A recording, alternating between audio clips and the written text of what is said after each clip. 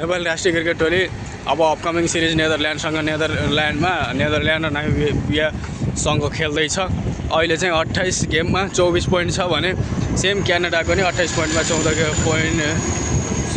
24 गेममा 28 पोइन्ट के अरे 28 गेममा 24 पोइन्ट छ नामिबियाको अनि क्यानाडाको।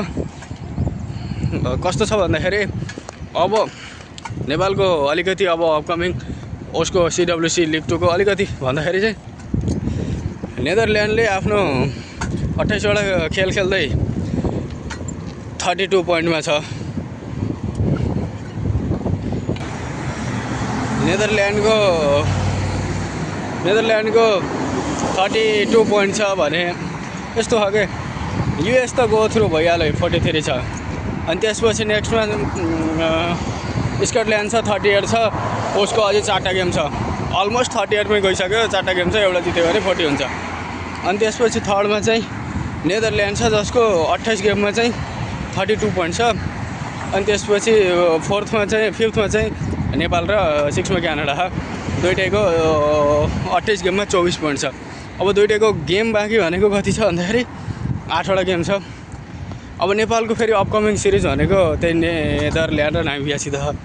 त्यही सिरिजमा नेदरल्यान्डलाई हरायो भने चाहिँ दुईटा हरायो भने नामिबियालाई नि हरायो भने चाहिँ नेपालको चान्स हुन्छ। र फेरि नेपालको अपकमिङ गेम भनेको ओमनसँग हो, जो ओमन 28वटा गेम खेलेर 31 पोइन्टमा छ। उसको 32मा छ नेदरल्यान्ड अनि ओमन चाहिँ 31मा छ। 4 नम्बरमा ओमन छ होइन। त्यो नेपाललाई एउटा फाइदा के छ भन्दाखेरि उही ओमनसँग पनि गेम खेल्ने छ अनि लास्ट छ होइन, 32 भइसक्यो 36 पुऱ्याउनुलाई। अनि पहिला नेदरल्यान्डसँग खेल्ने छ भन्दाखेरि जित्ने टोली टप 4मा जान्छ क्या। अहिले नेदरल्यान्ड र नेपाल मध्ये अहिले नेदरल्यान्डले आफ्नो होम सिरिजमा 4वटा जित्यो भने त नेदरल्यान्ड गो थ्रु भइहाल्यो अनि अर्को ओमन पनि जान सक्छ। नेपाल हार्यो भने त कुरै सक्यो, लडाइँ नै हुन्न।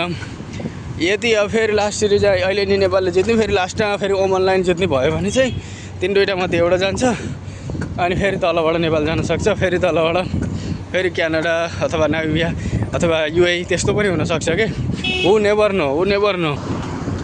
अब लगातार आउने भनेको नेपालको मात्र म्याच छ है, नेपाल नेदरल्यान्ड र नामिबियाको म्याच है।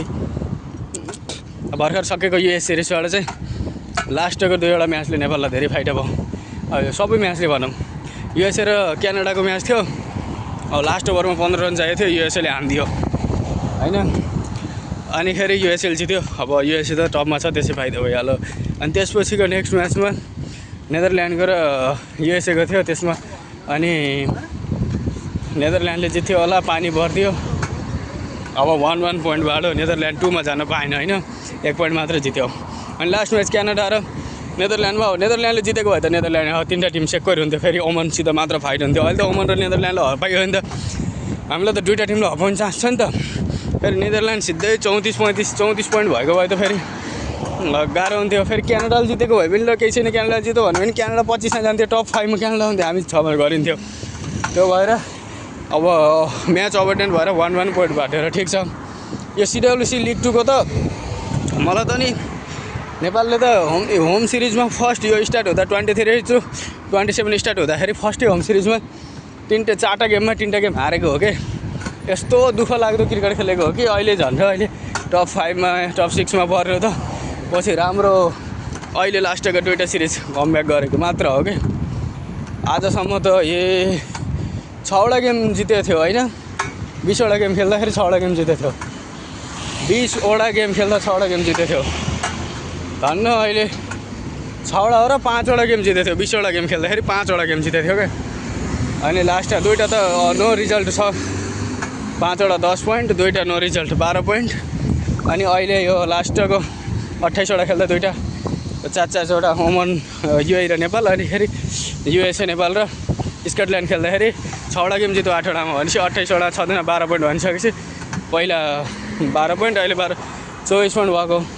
अहिले लास्टको 8वटा मध्ये फेरि 7वटा अथवा 8वटा जित्यो भने त फेरि 16 पोइन्ट अथवा 14 पोइन्ट भयो भने 38 अथवा 40 पोइन्ट भयो भने त गो थ्रु हुन्छ, फेरि टप 4मै पर्ने चान्स हुन्छ। किन भन्दा नेपालको 38 भइसकेपछि अर्को टिमको लस हुन्छ पोइन्ट।